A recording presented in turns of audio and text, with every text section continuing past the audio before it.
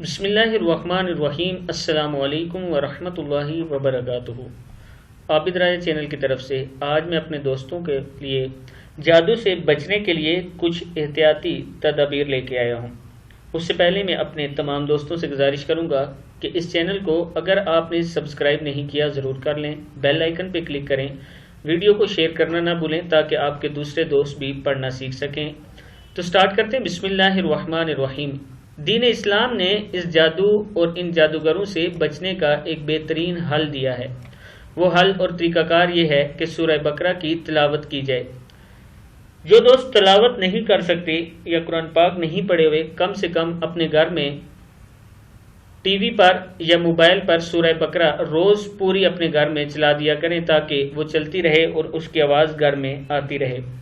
اس کے علاوہ آیت الکرسی کی تلاوت کی جائے ہر نماز کے بعد۔ اسی طرح ہر نماز کے بعد آخری 3 سورتیں پڑھی جائیں اور رات کو سوتے وقت دونوں ہاتھوں کو جمع کر کے پھونک مار کر آخری 3 سورتیں پڑھ کر پورے بدن پر پھیر دیں۔ یہ عمل 3 بار کریں۔ دونوں ہتھیلیاں پہلے جمع کریں، ان میں پھونک ماریں۔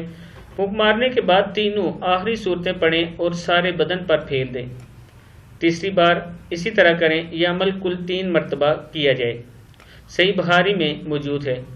اسی طرح صبح و شام کے اذکار کریں اور نبی اکرم صلی اللہ علیہ وسلم فرماتے ہیں کہ جو بندہ صبح کو 100 مرتبہ پڑھ لے گا یہ کلمات لا الہ الا اللہ وحدہ لا شریک لہ لہ الملک ولہ الحمد یحیی ویمیت وہو علی کل شیء قدیر، تو اس بندے پر جادو، جنات اور شیاطین کا شام تک کوئی اثر نہیں ہوگا۔ ترمذی میں موجود ہے، یہ بھی آپ دیکھ سکتے ہیں۔ تو میں اپنے دوستوں سے گزارش کروں گا کہ اس ویڈیو کو آگے ضرور شیئر کریں اور ان باتوں پر عمل کریں، انشاءاللہ آپ جادو سے بچ سکیں گے۔ السلام علیکم ورحمۃ اللہ وبرکاتہ۔